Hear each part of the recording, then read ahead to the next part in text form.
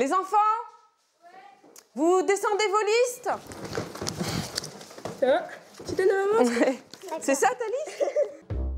Stéphane et Virginie sont les heureux parents de 5 enfants. Marie, 14 ans, Lauriane, 13 ans, Maya et Adam, 11 ans et Oscar, 2 ans. Alors, comme dans toutes les familles nombreuses, Noël est un événement qui s'organise à l'avance, notamment pour élaborer les listes de cadeaux, qui sont forcément à rallonge. Maya, elle veut une tablette, une fabrique de sorbet, une fabrique de chocolat. Elle aime bien manger, hein. Lauriane, elle veut des bijoux.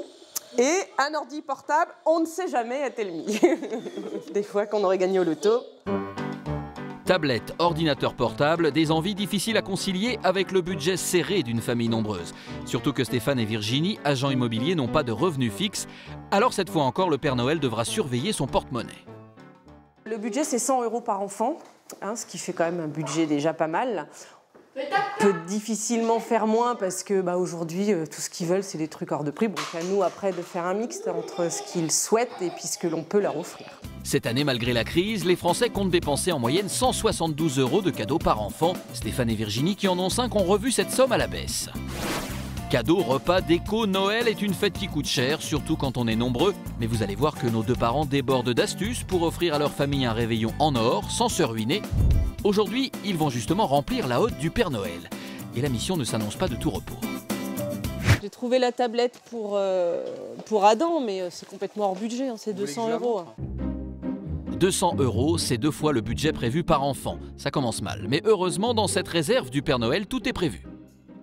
On a le petit ordinateur à 99 €. C'est pile notre budget. Là, pour le coup, je préfère ça, moi. Pour Adam, c'est réglé. Stéphane et Virginie continuent leur chasse au trésor pour les 4 autres enfants. D'autant que quand on a une famille nombreuse, il faut aussi faire attention à ne pas créer de jalousie.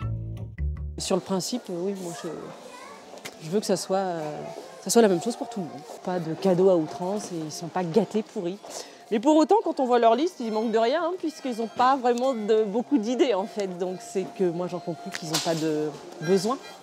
Mais Noël, ce ne sont pas que des cadeaux, c'est aussi un repas de fête. Et là encore, pour une famille nombreuse, c'est une grosse dépense. Surtout que cette année, chez Stéphane et Virginie, on sera une douzaine à table. Alors pour élaborer le menu du réveillon, nos parents ont trouvé la solution. Filet de canard aux cèpes et aux figues, poire rôtie en robe de lard. L'avantage du menu traiteur, c'est que du coup, chacun prend en fonction de ses goûts. On va envoyer le lien et puis voilà, chacun va faire son...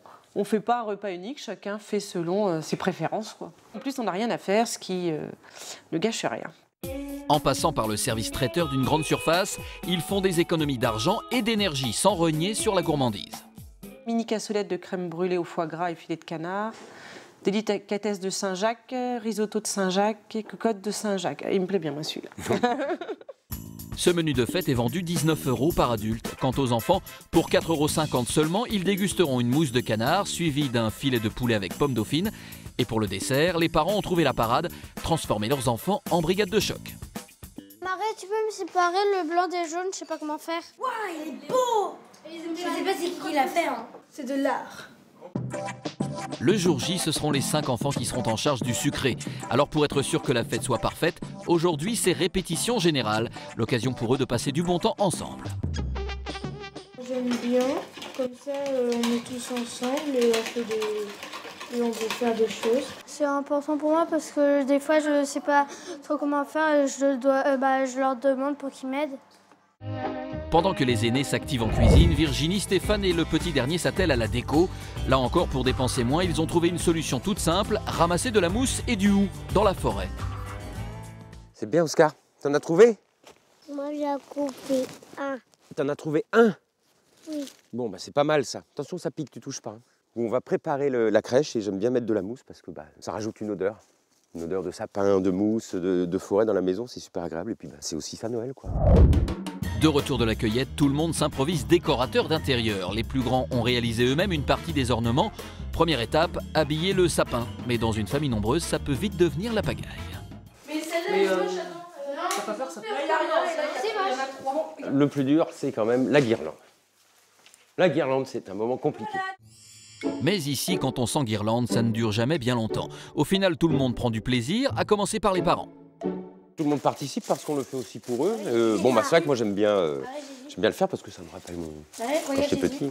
Je faisais avec mon père et ma mère. Puis bah, quand ils seront plus grands, ils feront ça avec leurs enfants, je pense, j'espère.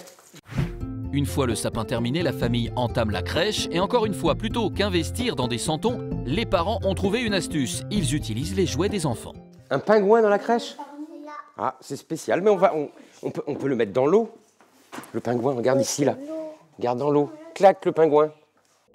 Des rois mages en figurines de dessins animés et des animaux en plastique, il fallait y penser. Et cette fois, pas de dispute possible, c'est Oscar qui décide de tout. Fais attention, prends ton temps. Là-bas, la vache. La vache. C'est moi qui mets l'autre cheval. Non, là. Au milieu. Oui. Bravo. Les cadeaux sont cachés, le repas est commandé et la maison est décorée. En un week-end, notre famille nombreuse s'est préparé un Noël haut en couleurs. En attendant, il est temps pour tout le monde d'aller se coucher. Le plus dur sera maintenant de patienter.